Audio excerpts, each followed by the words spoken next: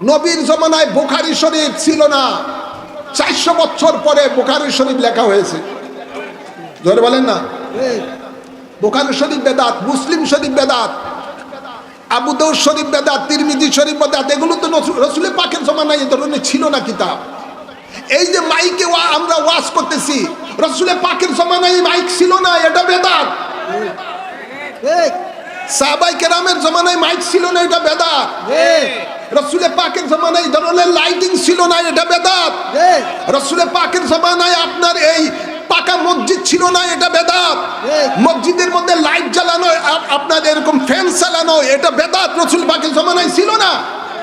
মসজিদের মধ্যে এসি লাগানো, এটা বেদাত। জোরে বলেন না। মসজিদের মধ্যে টাইলস লাগানো, এটা বেদাত। রাসূল পাকের জমানায় ছিল না। মাইক ছিল না। যেই সেনাবাহিনীর প্রধান বেদাত বলতেছে, তার সামনে যে মাইক্রোফোনটা আছে, এটা তো রাসূলের পাকের জমানায় ছিল না, এটা তো বেদাত। আমরা যে মোবাইল ফোন ব্যবহার করতেছি, এটাও বেদাত। আমরা যে এখন হজ করতে যাই প্লেনে উঠে, এটাও তো বেদাত। রাসূলের পাকের জমানায় প্লেন ছিল না, হেঁটে যেত অথবা উঠে চড়ে মানুষ সেখানে হজ করতে যেত। তো হাজারো হাজারো বেদাত আছে। সেনাবাহিনীর প্রধান তিনি যে স্টাইলে যে দাড়িটা রাখছে, এটাও বেদাত। কেননা দাড়ি রাখতে হলে এক মুষ্টি দাড়ি রাখা সুন্নত। এক মুষ্টি দাড়ি রাখা কি? এই ছোট ছোট দাড়ি রাখা, এটা বেদাত। এটা খ্রিস্টানের আলামত। ভাইয়ের আমার, সে যে ইউনিফর্ম পরেছে, এই ইউনিফর্ম শরীরের মধ্যে যে আর্মিদের ইউনিফর্ম পরেছে, এটাও বেদাত। রাসূলের পাকের জমানায় এই ধরনের পোশাক ছিল না। জোরে বলেন। এভাবে উঠতে যাইতে হাজারো হাজারো বেদাত আছে, সেগুলোর দিকে তার নজর নাই। তাদের নজর হলো ঈদ মিলাদুন নবীর দিকে। জোরে বলেন না। তাদের নজর হলো জশ্নে জুলুসের দিকে। কয়টা বেদাত নবীর জমানায় ছিল না। তাদের নজর হলো শবে বরাতের ইবাদতের দিকে। কয় নবীর জমানায় এটা ছিল না। জোরে বলেন না। এই ধরনের সুন্নিয়তের যে সমস্ত কাজগুলো রয়েছে, সেই কাজগুলোর দিকে তাদের নজর। কয় এটা বেদাত। আরে বাবা, তোমার মুখে এটা সাজে না।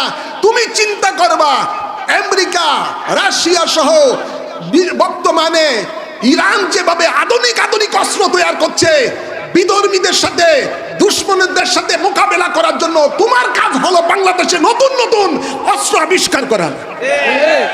ঠিক না বেঠিক? সেটা তুমি করো। এটা না করিয়া তুমি এখন হুজুর মুক্তি সাজছো। এই জাতির জন্য অত্যন্ত অধপতন। এই জাতির জন্য সবচেয়ে বড় অধপতন যে মুফতি না সে মুফতি সাজে, যে আলেম না সে আলেম সাজে। জোরে বলেন। আমাদের দেশে এখন বাংলাদেশের থেকে যারা বিদেশে যায়, মধ্যপ্রাচ্যে যায়, সৌদি আরব যায়, আরে বাবা, আরিফের পরে যে বে হবে ঠিক মতো বিসমিল্লাহও পড়তে পারে না। ওখান থেকে লেবারের কাজ করে এসে দেশে আয়া বড় মুফতি হয়ে যায়। বলে সেকায়া নামাজ পড়ে, কয়ে রে সেকায় নামাজ পড়ে, এটাই হয়েছে আসল। বুকের উপরে হাত তুলে হাত বাঁধা, এটাই আসল। সূরা ফাতিহার পরে জোরে আমিন বলে, আরে এটাই আসল নামাজ। নামাজের পরে মুনাজাত নাই, কয় এটাই আসল। শবে বরাতের ইবাদত নাই, এটাই আসল। ঈদ মিলাদুন নবী নাই, এটাই আসল। উরুস ফাতিহা নাই, কয় নাই, এটি বেদাত, এটি নাজায়েজ কাজ, ইত্যাদি ইত্যাদি বলে তারা ফতুয়াবাজি শুরু করে যায়। অথচ বিসমিল্লাহও জানে না। জোরে বলে। ভাইরা আমার, বাবার আমার, এটা আমাদের জন্য দুর্ভাগ্যজনক যে আজকে আমাদের দেশের মধ্যে এই ধরনের একটা অরাজকতা চলছে।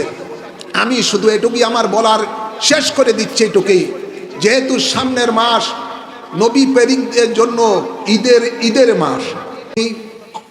আমাদের আকা মাওলা তাজদারে মদিনা, হায়াতুন নবী, নূরের নবী, রহমতের নবীর কদম মোবারকে আল্লাহুম্মা আমিন বলি। সাথে সাথে আরো অসংখ্য দুরূদ ও সালাম পেশ করছি পাক পঞ্জতনের কদম মোবারকে আল্লাহুম্মা আমিন বলি। বিশেষ করে নবী পরিবারের আওলাদে পাকগণের কদম মোবারকে অসংখ্য অসংখ্য দুরূদ ও সালাম পেশ করছি আল্লাহুম্মা আমিন বলি। আমি আমার খুতবার মাঝে পবিত্র কালামে পাক থেকে যে আয়াতে করিমা তেলাওয়াত করেছি, ওই আয়াতে করিমার আলোকে সংক্ষিপ্ত আকারে কিছু আলোচনা আপনাদের সামনে তুলে ধরব। আশা রাখি গভীর মনোযোগ সহকারে শুনবেন। যারা এদিক সেদিক ঘোরাফেরা করছেন, মেহেরবানি করে আদবের সহিত জান্নাতের বাগানে বসুন, কোরআন সুন্নাহর আলোচনা শুনুন এবং ঈমান ও আমল মজবুত করুন। আল্লাহ কবুল করুন। আমিন বলেন, আমিন বলেন। আর কয়েকদিন পরেই আমাদের মাঝে আসতেছে সকল ঈদের সেরা ঈদ, ঈদে মিলাদুন নবী। ঠিক না বেটি? আওয়াজ করে বলেন। সকল ঈদের সেরা ঈদ ঈদে মিলাদুন নবী। ঈদ মানে খুশি। ঈদ মানে কি? খুশি। খুশি। সেই খুশিটা কি উপলক্ষ করে? মিলাদুন নবী, নবীর জন্ম, নবীর আবির্ভাব উপলক্ষ করে। সুবহানাল্লাহ বলেন না?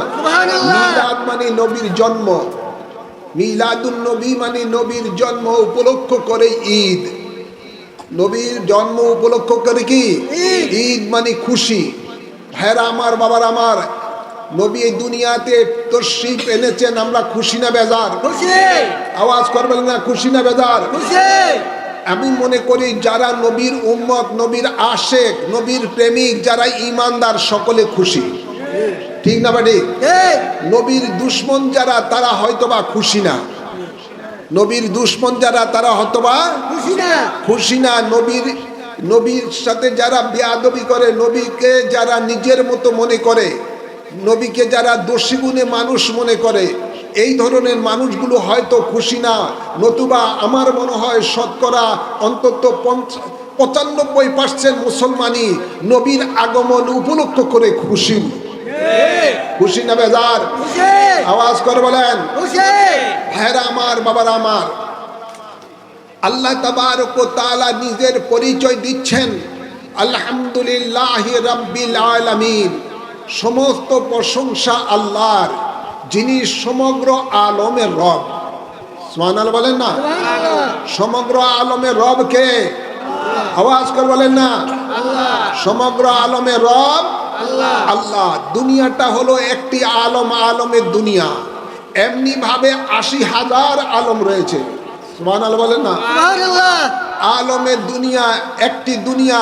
আলমে মালাকুত, ফেরেশতাদের আলম, আলমে জাবারুত, আলমে নাসুত, আলমে লাহুত, আলমে আরোহা, আলমে বরজক, আলমে নাবাতাত, আলমে জামাদাত, আলমে হাইওয়ানাত, এভাবে অসংখ্য আলম রয়েছে। 80,000 অথবা 18,000 আলম। এই আলমের অর্ধেক হলো আরশ আজিমের নিচে, আর বাকি অর্ধেক হলো আরশ আজিমের উপরে। সুবহানাল্লাহ বলবেন না? আরশ আজিম হলো 7 আসমানের উপরে, 7 আসমানের উপরে। এই আরশ আজিমের নিচে যেই সমস্ত আলমগুলো রয়েছে, এই সমস্ত আলমগুলোকে বলা হয় আলমে খালক। আর আরশ আজিমের উপরে যেই সমস্ত আলমগুলো রয়েছে, এই সমস্ত আলমগুলোকে বলা হয় আলমে আমর। তো আলমে খালকের নিচে আল্লাহ তাবারক ওয়া তাআলা সমগ্র সৃষ্টি জগৎকে রেখেছেন। সুবহানাল্লাহ বলেন না? আপনার 80,000 মখলুকাত যা কিছু রয়েছে, সমস্ত কিছু এই আলমে খালকের মধ্যে আরশ আজিমের নিচে রয়েছে। সুবহানাল্লাহ বলেন। এই আরশ আজিমের নিচে যত আলম রয়েছে এবং আরশ আজিমের উপরে যত আলম রয়েছে, এই আলমগুলোর মধ্যে যত রকমের আল্লাহর সৃষ্টি রয়েছে, সমস্ত সৃষ্টি রব হলেন একমাত্র আল্লাহ। সুবহানাল্লাহ বলেন না? ঘোষণাকার আলম এক বচন, আলামিন তার বহু বচন। তো কিছু আলম আমরা দেখি চোখে, কিছু আলম আমরা চোখে দেখি না। যত আলম আছে সমস্ত আলমের রব আল্লাহ বলেন আমি আল্লাহ। আর এই যত আলম আল্লাহ সৃষ্টি করেছেন, আর যত আলমের মধ্যে যত আল্লাহ মখলুক সৃষ্টি করেছেন, সমস্ত আলম এবং সমস্ত মখলুক আল্লাহ তাবারক ওয়া তাআলা আমাদের নবীর নূর মুবারক দ্বারা সৃষ্টি করেছেন। সুবহানাল্লাহ। খুশি না বেজার? খুশি। আমাদের দয়াল নবী ঘোষণা দিচ্ছেন, খুলিকতু মিন নূরিল্লাহ ওয়া কুল্লু খালাইক মিন নূরি। নবী বলেন, আমি আল্লাহর নূর হতে সৃষ্টি, আর যত সৃষ্টি জগৎ রয়েছে সব সৃষ্টি জগৎ আমি আমার নূর হতে সৃষ্টি। সুবহানাল্লাহ। খুশি না বেজার? খুশি। আমরা খুশি না বেজার? খুশি। যেহেতু আমাদের নবীর নূর দ্বারা আল্লাহ সমগ্র সৃষ্টি জগৎকে সৃষ্টি করেছেন, এই জন্য আল্লাহ কোরআনে পাকে ইরশাদ করেন, ওয়ামা আরসালনাকা ইল্লা রাহমাতাল লিল আলামিন।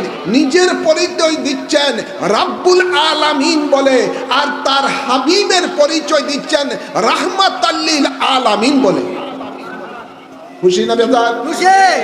আল্লাহ নিজের পরিচয়ের মধ্যে আলামিন শব্দ ব্যবহার করেছেন, আর তার বন্ধুর পরিচয় দিতে গিয়ে বলেছেন সেখানেও আলামিন। অর্থাৎ আল্লাহ যত আলমের জন্য রব, তত আলমের জন্য আমাদের নবী হলেন রহমত। কে বানাইছেন? জোরে বলেন। আল্লাহ। কোন দুনিয়ার কোন মন্ত্রী মিনিস্টার বানাইছেন? দেয় না। কোন সংসদে এই বিল কি পাশ হয়েছে? দেয় না। আওয়াজ করে বলেন। দেয় না। দুনিয়ার কেউ বানাই নেই নবীকে সমগ্র আলমের জন্য রহমত। যিনি সমগ্র আলমের রব, যিনি সমগ্র আলমের স্রষ্টা, তিনি বানিয়েছেন তার বন্ধুকে রাহমাতাল লিল আলামিন। খুশি না বেজার? খুশি। আওয়াজ করে বলেন। খুশি। নবীর রহমত শুধু এই পৃথিবীর মধ্যে শুধু সীমাবদ্ধ নয়, পৃথিবীটা তো হলো একটা আলম। এরকম ৮০,০০০ বা ১৮,০০০ আলম, যত আলম আল্লাহ সৃষ্টি করেছেন, সব আলমের রহমত হলেন আমাদের নবী। ভাইয়েরা আমার, এত নবীর পরিচয় আল্লাহ দিয়েছেন। এবার আল্লাহ কি বলেন জগৎবাসীকে শুনেন। আল্লাহ বলেন, কুল বিফাদলিল্লাহি ওয়া বিরহমাতিহি ফাবিযালিকা ফালইফরাহু হুয়া খায়রুম মিম্মা ইয়াজমাউন। সুবহানাল্লাহ বলেন। সুবহানাল্লাহ। আল্লাহ এবার বলেন, বন্ধু কুল, আপনি এলান করে দেন, পৃথিবীর মানুষকে আপনি জানিয়ে দেন, তারা যখন আমার ফজল পাবে, আমার করুণা পাবে, আমার দয়া পাবে এবং আমার রহমত পাবে। সুবহানাল্লাহ বলবেন না? সুবহানাল্লাহ। আমার দয়া এবং রহমত তারা যখন পাবে, ফালিয়াফরাহু, তারা তখন যেন খুশি উদযাপন করে। নির্দেশ কার? আওয়াজ করুন, নির্দেশ কার? আল্লাহর নির্দেশ। আল্লাহ বলেন, বন্ধু আপনি এলান করে দেন জগতের মানুষকে যে আমার রহমত এবং ফজল যখন তারা পাবে, তারা যেন খুশি উদযাপন করে। এখন খুশি উদযাপন করলে কি লাভ হবে? আল্লাহ বলেন, হুয়া খায়রুম মিম্মা ইয়াজমাউন। তোমার জীবনে যত তুমি সঞ্চয় করেছো নেক আমল, সকল নেক আমল থেকে শ্রেষ্ঠ আমল হলো আমার রহমত যখন তোমরা পাবে, তখন তোমরা খুশি উদযাপন করবে। সুবহানাল্লাহ। আল্লাহু আকবার। ইয়া রাসূলুল্লাহ। জিন্দাবাদ, জিন্দাবাদ। হেরামার, আমাদের দেশে অনেক দিবস পালন করে, খুশি উদযাপন করে, আছে না নাই? আওয়াজ করে বলেন। আমাদের দেশে দেশেই বিভিন্ন দিবস উপলক্ষ করে খুশি উদযাপন করে থাকে। যেমন আমাদের স্বাধীনতা দিবস পালন হয়, এতে আমরা খুশি না? ধরে না, খুশি উদযাপন হয় কি হয় না? আওয়াজ করে বলেন, হয় কি হয় না? আমাদের দেশে ইদানিংকালে আমরা এটাও দেখতে পাই, আমাদের দেশে যখন পয়লা বৈশাখ আসে, পয়লা বৈশাখ উপলক্ষ করে একটা গ্রুপ সম্প্রদায় ঢাকার মধ্যে, কেউ বা আমরা আপনার ওই কি বলে নববর্ষর, এটা কি একটা তারা মিছিল করে থাকে, আনন্দ। আবার নববর্ষ উপলক্ষে দেখা যায় আমাদের দেশে ইসলামী একটি দল, জামাত ইসলামী, তারাও ঢাকার মধ্যে আমি দেখলাম বিশাল করে তারা মিছিল করে। আছে না নাই? বিভিন্ন দলেরা দেখলাম যে পয়লা বৈশাখ আসলে ঢাকার মধ্যে দেখি যে তারা এই নববর্ষের আনন্দের মিছিল করে। শোভাযাত্রা, হ্যাঁ, মঙ্গল যাত্রা, কেউ বলে মঙ্গল যাত্রা, কেউ বলে শোভাযাত্রা। কেন রে ভাই, কেন এগুলো করো? কই এটা হলো আমাদের নববর্ষের প্রথম দিন, এই জন্য খুশি। জোরে বলেন না। তো আমাদের দেশের মধ্যে বিভিন্ন ধরনের খুশি উদযাপন হয়।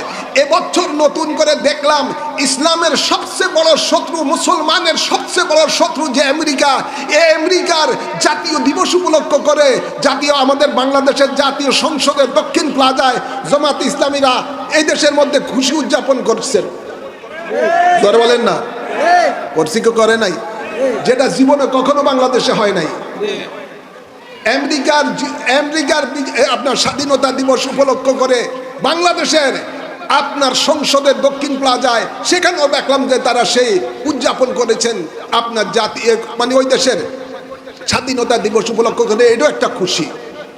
আমরা দেখতে পাই আমাদের দেশের মধ্যে বিভিন্ন সময় কারো আপনার সন্তান জন্ম নিলে জন্মদিন উপলক্ষ করে সেই দিনও একটা খুশি উদযাপন করে। বিভিন্ন ধরনের খুশি উদযাপন হয়ে থাকে, হয় কি হয় না?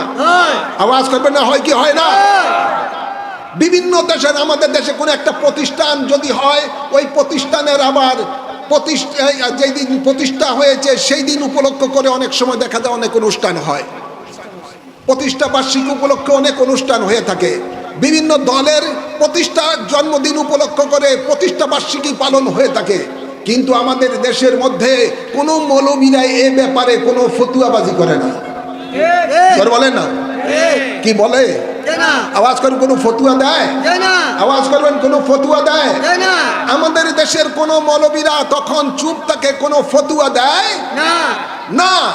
ভাইরা আমার, যখনই ঈদ মিলাদুন নবী আসে, নবীর 12ই রবিউল আউয়াল শরীফ আছে, যখনই ঈদ মিলাদুন নবীর মাস আসে, তখনই আমাদের সমাজের মধ্যে এক শ্রেণীর তথাকথিত মৌলবীরা তখন তাদের মধ্যে মনে হয় যেন 105 ডিগ্রি জ্বর উঠে যায়। তখনই তাদের ফতুয়া শুরু হয়ে যায়, এটা বেদাত, এটা পালন করা জায়েজ না। এই ধরনের আছে না নাই? আওয়াজ করে বলেন, আছে না নাই? এই ধরনের নবীর দুশ্মন আছে না নাই? ভাইরা আমার, নবীর জন্মদিন যেদিন হয়েছে পৃথিবীতে, নবী যেদিন আগমন করেছেন, সেই দিনে পৃথিবীর সমস্ত সৃষ্টি জগৎ আনন্দ করেছেন। কিন্তু এক ব্যক্তি ওই দিন আনন্দ করে নাই। কিতাবে লেখা আছে সেই ব্যক্তির নাম হলো মিস্টার ইবলিস। নাম কি? আওয়াজ করবেন, নাম কি? মিস্টার ইবলিস ওই দিন খুব রোনাজারি কান্নাকাটি করা শুরু করে দিলেন। ইবলিসের তার চেলা চামুন্ডারে এসে বলেন, ওস্তাদ কি ব্যাপার, আপনি এমন কান্নাকাটি করছেন কেন, কারণ কি? কয়, তোমরা কি দুনিয়ার খবর রাখো, জানো আজকে কে দুনিয়াতে এসেছেন? কয়, না, আমরা সেটা তো জানি না। কয়, আরে শুনো, আজকে এমন একজন ব্যক্তি পৃথিবীর মধ্যে তাশরীফ এনেছেন যার ভীষণ হলো আল্লাহর বান্দাদেরকে জান্নাতি বানানো। সুবহানাল্লাহ বলবেন না? আর মিস্টার ইবলিসের ভীষণ হলো আল্লাহর বান্দাদেরকে জাহান্নামী বানানো। ঠিক না ভাই? ইবলিস শয়তান কি আমাদের কি দোস্ত না দুশমন? দুশমন। ইমানদারের দুশমন না দুশমন? দুশমন। জোরের দুশমন না দোস্ত? দুশমন। ঘোষণাকার আল্লাহ। আল্লাহ বলেন, ইন্নাশ শায়তানা লাকুম আদুউন ফাত্তাখিযুহু আদুওয়া। আল্লাহ বলেন, শয়তান হলো তোমাদের দুশমন, তাদেরকে তোমরা দুশমন হিসাবেই জানবে। তো শয়তানের কাজ হলো মানুষকে জাহান্নামের দিকে দেওয়া। আর 12ই রবিউল আউয়াল শরীফে এমন একজন ব্যক্তি পৃথিবীর মধ্যে আল্লাহর পক্ষ থেকে এসেছেন রহমত হিসাবে, যার কাছে জাহান্নামী আসলে জান্নাতি হয়ে যায়। সুবহানাল্লাহ বলেন না? যার সামনে গুনাহগার আসলে বেগুনাহ হয়ে যায়। যার ভীষণই হলো আল্লাহর বান্দাদেরকে জান্নাতের পথ দেখানো। ঠিক না বা ঠিক? আওয়াজ করে বলেন, সেই নবীকে পেয়ে আমরা খুশি না বেজার? আওয়াজ করেন, কে কে খুশি? একটু হাত তুলে দেখান। নারে তাকবীর, নারে রিসালাত, ঈদে মিলাদুন নবী, ঈদে মিলাদুন নবী। আল্লাহ আমাদেরকে কবুল করুন, আমিন। ভাইয়ের আমার, গভীর খেয়াল করে শুনুন, রাসূল পাক সাল্লাল্লাহু আলাইহি সাল্লাম এই পৃথিবীর মধ্যে তাশরীফ এনেছেন আল্লাহ রহমত হিসাবে। নবীর পূর্বে এই জমিনের মধ্যে যারা আল্লাহর নাফরমানি করেছে, কোন জাতিকে আল্লাহ মহাপ্লাবন দিয়ে ধ্বংস করে দিয়েছে, যেমন নূহ আলাইহিস সালামের জমানায়। ঠিক না ভাই? আওয়াজ করে বলেন। কোন জাতিকে আল্লাহ তাবারক ওয়া তাআলা জমিন উল্টি দিয়ে ধ্বংস করে দিয়েছেন, যেমন লূত আলাইহিস সালামের কওমকে। আওয়াজ করে বলেন। কোন জাতিকে আল্লাহ তাবারক ওয়া তাআলা বানর বানিয়ে তাদেরকে ধ্বংস করে দিয়েছেন, কোন জাতিকে আল্লাহ শুকর বানিয়ে ধ্বংস করে দিয়েছেন, কাউকে আল্লাহ আসমান থেকে বৃষ্টির আগুনের বৃষ্টি নিক্ষেপ করে ধ্বংস করে দিয়েছেন।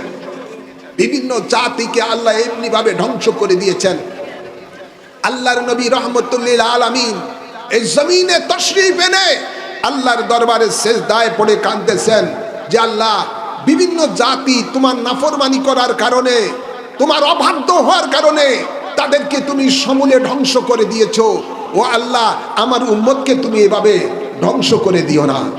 ভাইরা আমার, আল্লাহ তাবারক ওয়া তাআলা রাসূলে পাকের এই দোয়া কবুল করলেন। আল্লাহ তাবারক ওয়া তাআলা এলান করে দিলেন, বন্ধু, যেখানে আপনাকে আমি রহমত হিসেবে প্রেরণ করলাম, আমি আল্লাহ সেখানে গজব নাজিল করতে পারি না। সুবহানাল্লাহ বলেন। আওয়াজ করে বলেন। ভাইরা আমার, বাবার আমার, বলতেছিলাম এটাই, আজকে বাংলাদেশের মধ্যে এক শ্রেণীর মাদ্রাসার মধ্যে ছোট ছোট বাচ্চাদেরকে কওমে লূতের মধ্যে, কওমে লূতেরা যেভাবে ছোট ছোট বাচ্চাদেরকে বলাৎকার করত। আওয়াজ করে বলেন। আমাদের দেশে মনে হয় এটা হয় না, হয় কি হয় না?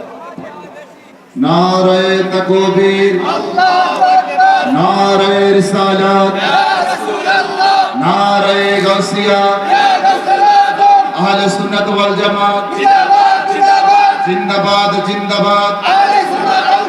প্রধান বক্তার আগমন, মাহফিল কমিটির পক্ষ থেকে, এলাকাবাসীর পক্ষ থেকে গভীর খেয়াল করে শুনুন।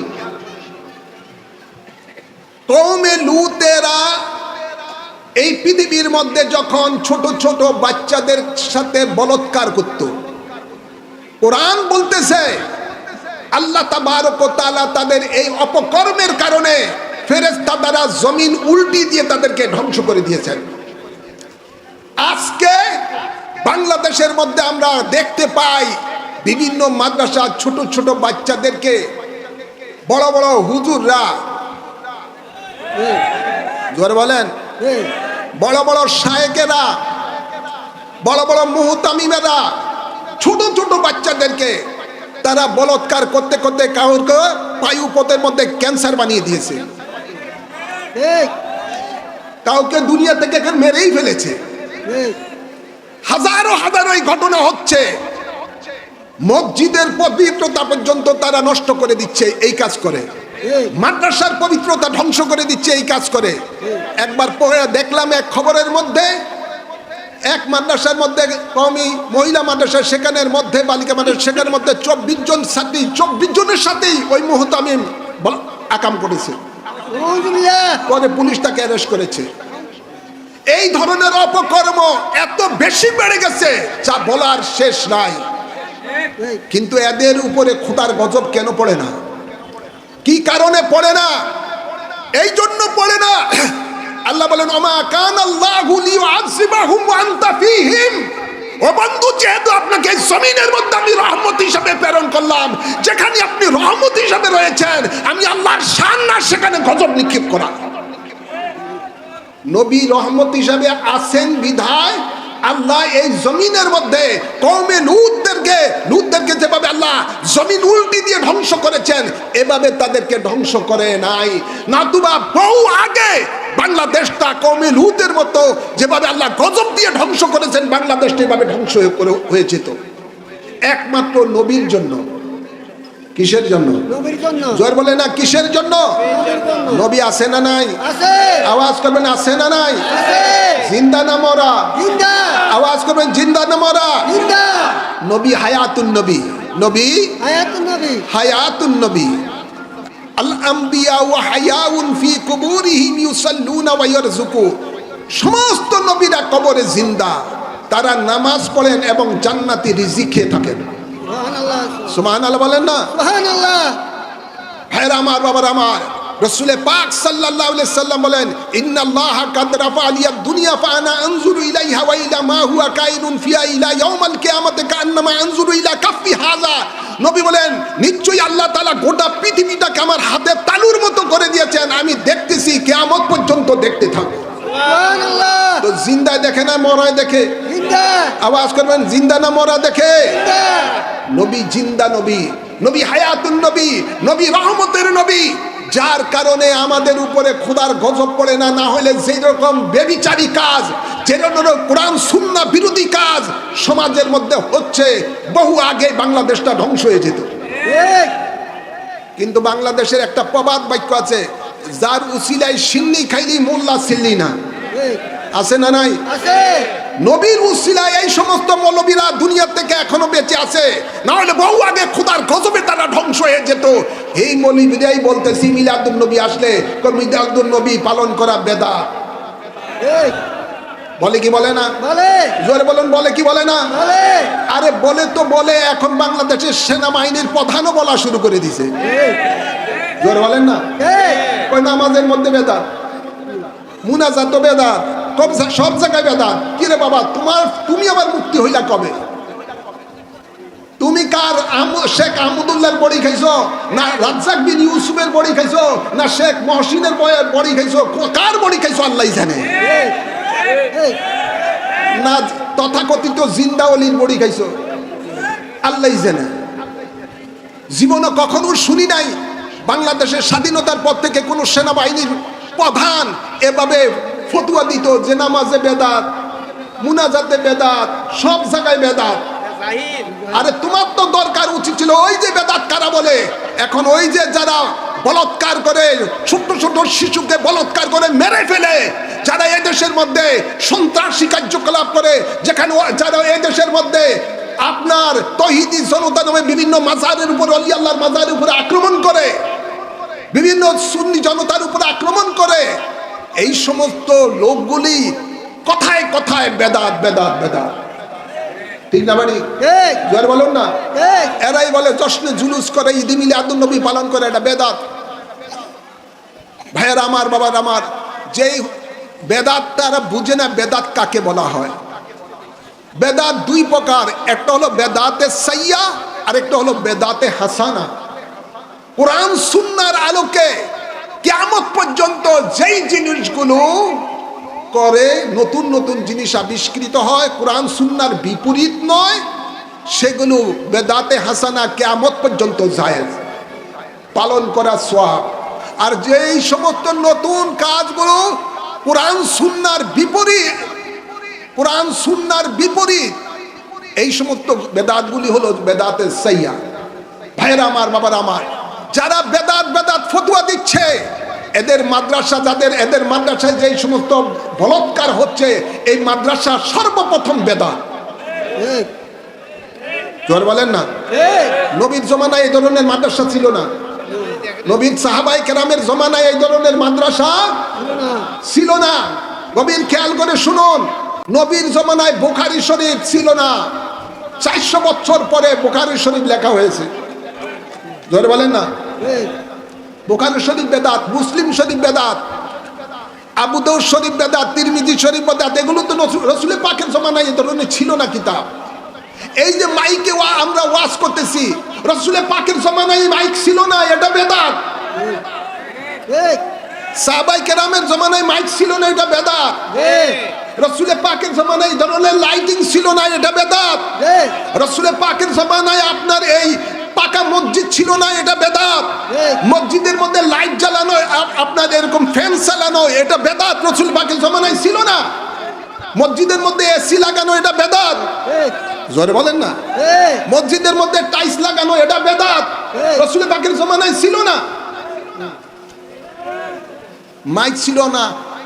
যেই সেনাবাহিনীর প্রধান বেদাত বলতেছে, তার সামনে যে মাইক্রোফোনটা আছে, এটা তো রাসূল পাকের জমানায় ছিল না, এটা তো বেদাত। ঠিক। আমরা যে মোবাইল ফোন ব্যবহার করতেছি এটাও বেদাত। এই আমরা যে এখন হজ করতে যাই প্লেনে উঠে, এটাও তো বেদাত। রাসূল পাকের জমানায় প্লেন ছিল না, হেঁটে যেত অথবা উঠে চড়ে মানুষ সেখানে হজ করতে যেত। তো হাজারো হাজারো বেদাত আছে। সেনাবাহিনীর প্রধান তিনি যে স্টাইলে যে দাড়িটা রাখছে এটাও বেদাত। কেননা দাড়ি রাখতে হলে এক মুষ্টি দাড়ি রাখা সুন্নত। এই এক মুষ্টি দাড়ি রাখা কি? সুন্নাত। এই ছোট ছোট দাড়ি রাখা এটা বেদাত, এটা খ্রিস্টানের আলামত। ভাইয়ের আমার, সে যে ইউনিফর্ম পরেছে, এই ইউনিফর্ম শরীরের মধ্যে যে আর্মিদের ইউনিফর্ম পরেছে এটাও বেদাত। রাসূল পাকের জমানায় এ ধরনের পোশাক ছিল না। এই জোরে বলেন। এভাবে উঠতে যাইতে হাজারো হাজারো বেদাত আছে, সেগুলোর দিকে তার নজর নাই। তাদের নজর হলো ঈদ মিলাদুন নবীর দিকে। এই জোরে বলেন না। তাদের নজর হলো জশ্নে জুলুসের দিকে। কয়টা বেদাত নবীর জমানায় ছিল না। তাদের নজর হলো শবে বরাতের ইবাদতের দিকে। কয় নবীর জমানায় এটা ছিল না। এই জোরে বলেন না। এই এই ধরনের সুন্নিয়তের যে সমস্ত কাজগুলো রয়েছে সেই কাজগুলোর দিকে তাদের নজর। কয় এটা বেদাত। আরে বাবা, তোমার মুখে এটা সাজে না।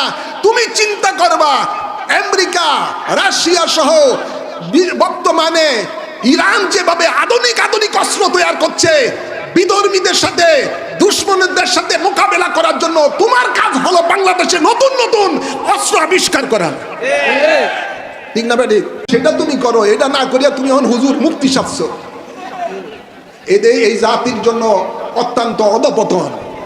এই জাতির জন্য সবচেয়ে বড় অধপতন যে মুফতি না সে মুফতি সাজে, যে আলেম না সে আলেম সাজে।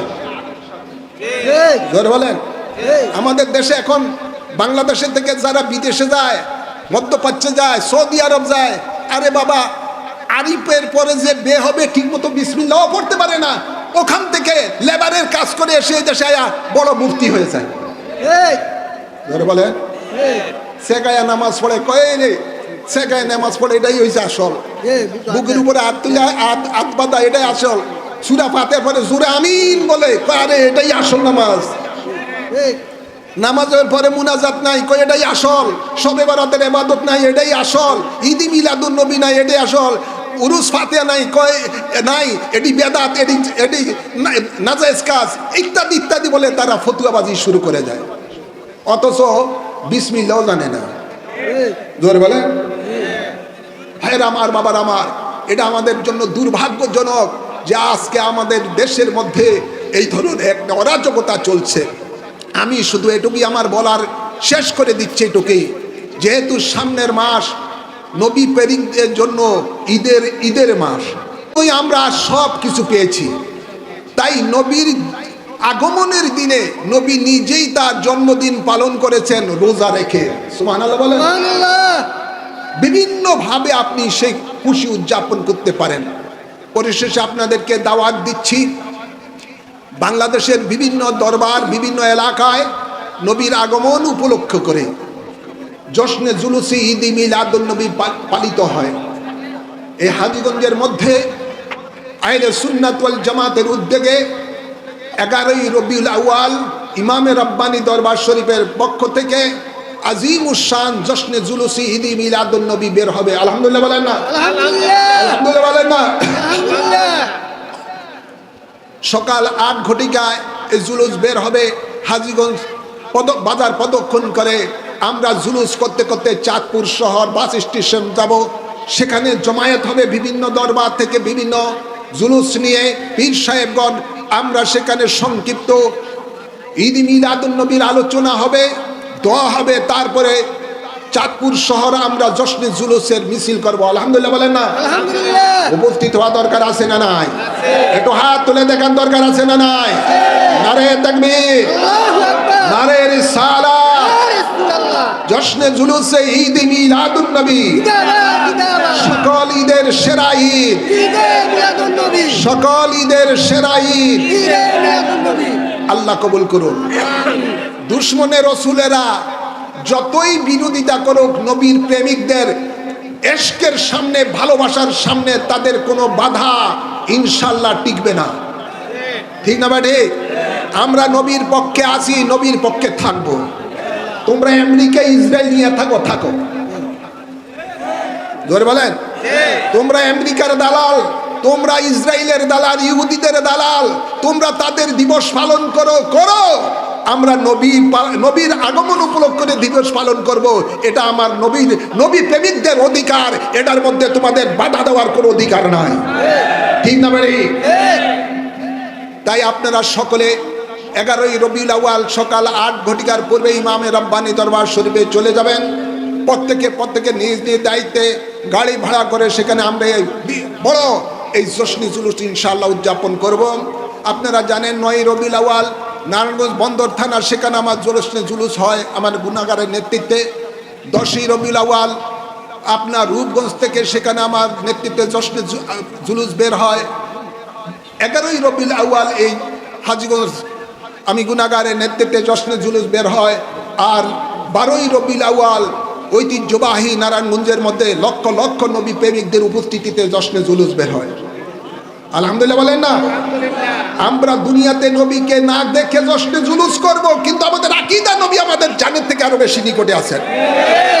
হাসরের ময়দানে যখন আমরা উঠব, নবীকে সামনে নিয়ে আমরা জশ্নে জুলুস করতে করতে আল্লাহর জান্নাতে যাব। নবী জান্নাতের কড়া লাগাবেন, ফিতা কাটবেন, আমরা এর সাথে সাথে ঢুকে যাব।